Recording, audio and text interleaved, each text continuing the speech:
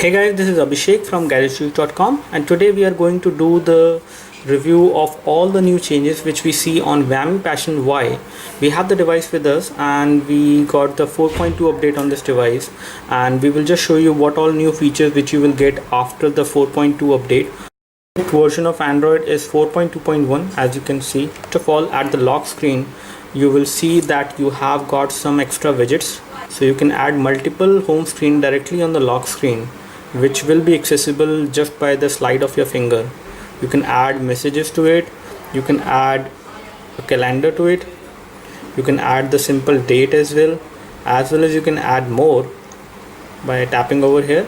And once you install Google Now on this device, you will have the option of adding Google Now as well on the lock screen. You can also add the digital clock. So if you select the digital clock, it will add it to the lock screen, as you can see. And in case you want to go across different widgets, you can directly go from here.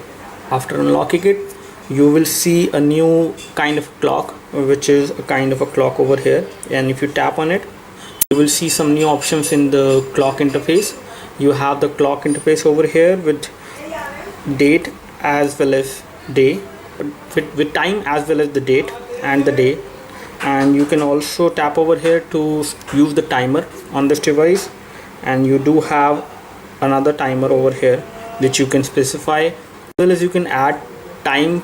You can have a watch over the time from different time zones, so you can tap over here and you can always make it to night mode as well, so in which it will actually behave like a clock, a digital clock, which you can place on the side of your bed. It will be a kind of a power saving mode as well, because it will not reduce the battery of the device much, so you will be able to see the time whenever you are sleeping, and you can use this device after the 4.2 update as a digital clock, which will give you a reminder. To the notification bar with one of your finger, you will see all the notifications, and in case you want to see all the toggles, you can use two fingers and you can slide it like this. You will see all the toggles which you can access for the Wi-Fi, Bluetooth, GPS. Although these icons does work sometimes as toggle, and sometimes they actually work as a kind of a shortcut to those settings as well. That if you tap over here and tap and hold, basically you will be taken to the Wi-Fi settings, and similarly you can go to other toggle settings directly from here. And with the 4.2 update, we do get some more applications which will come pre-installed on the device. So with the 4.2 update, you will see some new application which will be on the device, including the application like OOBE, which is actually a kind of application which will allow you to set up your device from any point of time, so that you can set up your device in case you missed the setup, and in case you missed anything in the setup while you were setting it up for the first time, you can use this application. As well as you have a quick start guide which will tell you the simple basic features of this device, that how you can use it in case you are a new Android user.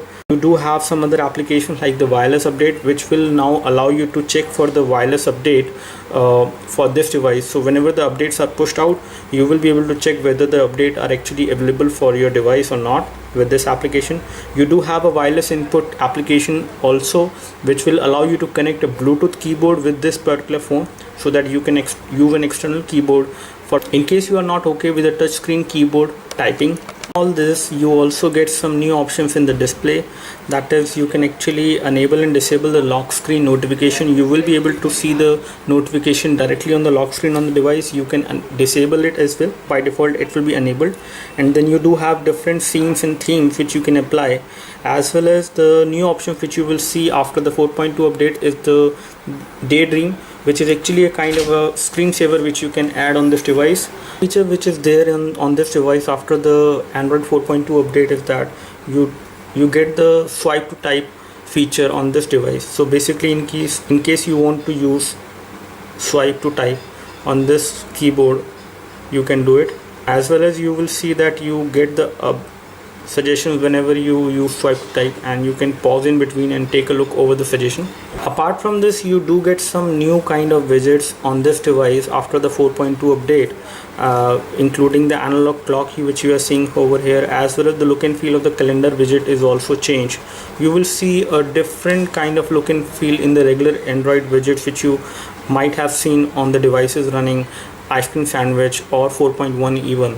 Another new thing which I have noticed on this device after the 4.2 update is the new weather widget, which actually allows you to have different cities in the same widget, and you can swipe it like this to change the city, and you will be able to see the weather forecast for the current day as well as for the upcoming days for that particular city. You can add more cities by tapping over here basically.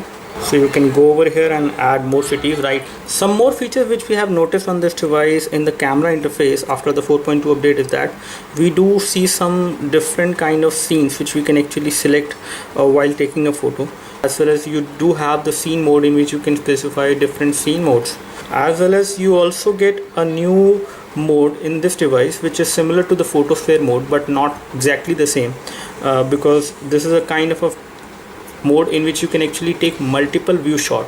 So you can take a shot like this and then you can scroll across it after taking it. For example, if I take a shot over here, it will actually ask me to move the camera in the right direction, and once I'm done I can press the cross button and then it will save the image. And once it saves the image, if you tap over it and if you preview it, this is how the image will look like, and you will see a slider in between at the bottom which you can slide like this to actually go to different frames in which it has actually captured a multiple view of a particular environment which you can go through by using the slider over here.